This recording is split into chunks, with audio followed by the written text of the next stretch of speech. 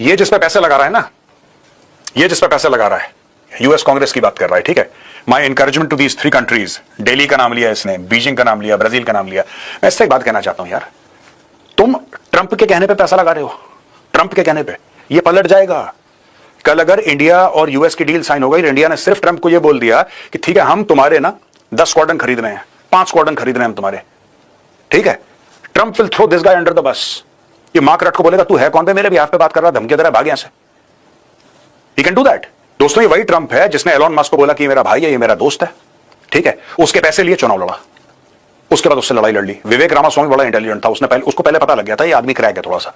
दोस्तों, आज की वीडियो में हम एक ऐसे धमकीबाजी के मामले पर बात करने वाले हैं जिसने न केवल भारत के आत्मसम्मान को ठेस पहुंचाने की कोशिश की, बल्कि ये मान लिया कि भारत आज भी वही 90 के दशक वाला देश है जिसे धमकाओ, डांटो और अपनी बात मनवा लो।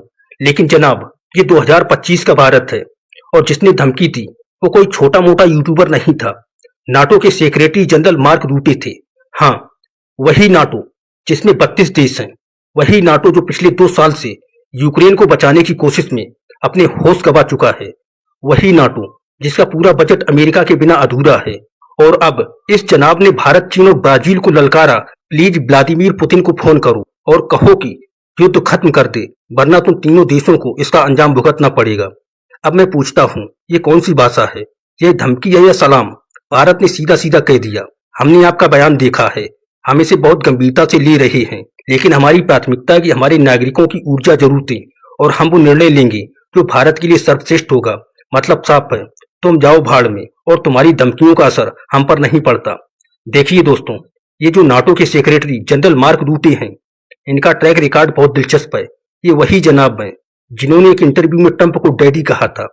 अब भाई साहब, राजनीति में डैडी बनाना और डैडी कहना दोनों ही थोड़ा अजीब है। हम तो सुनते थे कि पाकिस्तान में लोग बाप बनाते हैं पैसों के लिए, लेकिन यूरोप का ये हाल ये पहली बार देखा। और जिस लेवल की धमकी दी गई, भारत अगर रूस से तेल लेता रहा तो उसे भारी कीमत चुकानी पड़ेगी। उसके जवाब में भारत ने जो कदम उठाया वह वाकई में कूटनीतिक इतिहास में दर्ज करने लायक है। भारत ने न सिर्फ उस बयान को नकारा, बल्कि कुछ ही घंटों बाद अपनी नई रणनीति भी दिखा दी। ये वो भाषा है जो अमेरिका और नाटो जैसे संगठनों को समझ में आती है। जब वो दबाव बनाते हैं तो भारत उन्हें साइलेंस कर देता है एक्शन से। ये जो 50 दिन का अल्टीमेटम वाला बयान है ना, इससे ज्यादा बचकाना और कुछ हो ही नहीं सकता था।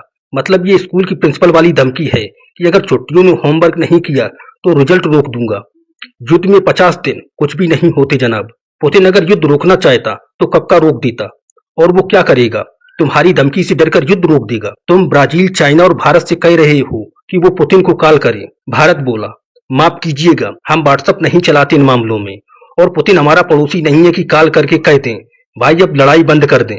अब अगर आप याद रखो, जब डॉक्टर एस जयशंकर यूरोप गए थे और एक रिपोर्टर ने पूछा था कि क्या आप रूस से तेल खरीद कर युद्ध को फंड नहीं कर रहे, तो जयशंकर साहब ने वहीं खड़े खड़े वही डिप्लोमेटिक थप्पड़ मार दिया।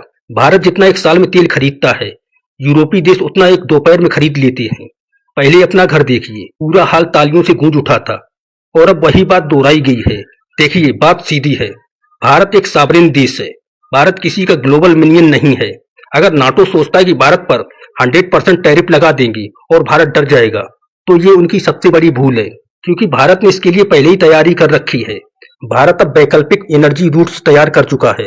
भारत अब डॉलर्स के बिना ट्रेड करने का तरीका खोज चुका है। भारत अब स्विफ्ट के बिना पैसे ट्रांसफर करने की प्रणाली खड़ी कर चुका है।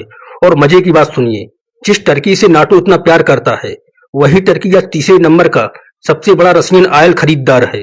मतलब खुद नाटो का मेंबर रूस से तेल खरीद रहा है, लेकिन भारत को लेक्चर दे रहा है। वाह जी वाह। अब बात करते हैं अमेरिका की।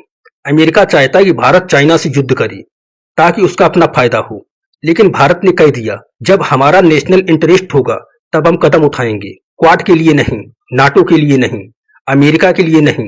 और ये जो अमेरिका बार बार ट्रेड डील की बात करता है, तो जरा सुनिए, इंडोनेशिया से डील की अनाउंसमेंट की, फिर वियतनाम से की, लेकिन दोनों देशों ने पलट कर कहा भाई ऐसा कुछ साइन नहीं हुआ। मतलब एकदम जुमलेबाजी, सिर्फ प्रोपेगेंडा। और ऐसे में आप भारत को कह रहे हो कि आप रूस से तेल ना खरीदो। क्यों? क्या आप हमें कोई विकल्प दे रहे हो?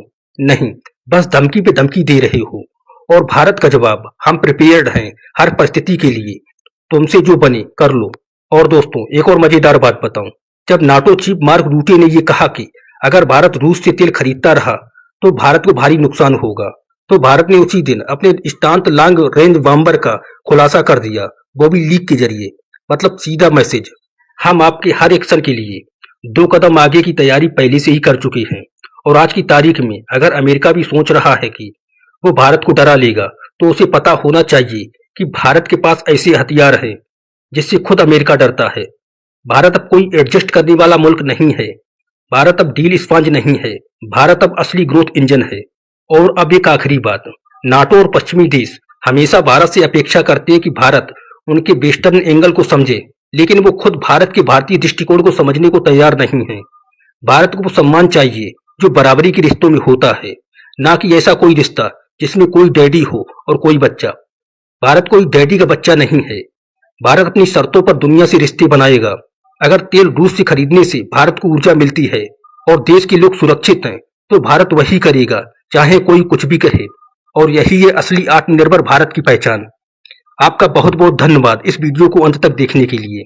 अगर आपने भारत के इस जवाब से गर्व महसूस किया हो तो इस वीडियो को लाइक और शेयर जरूर करें। कमेंट करके बताइए, क्या आपको लगता है कि नाटो जैसी संस्थाओं को अब भारत की संप्रभुता का सम्मान करना चाहिए। मिलते हैं अगले वीडियो में, तब तक के लिए जय हिंद, जय भारत, धन्यवाद।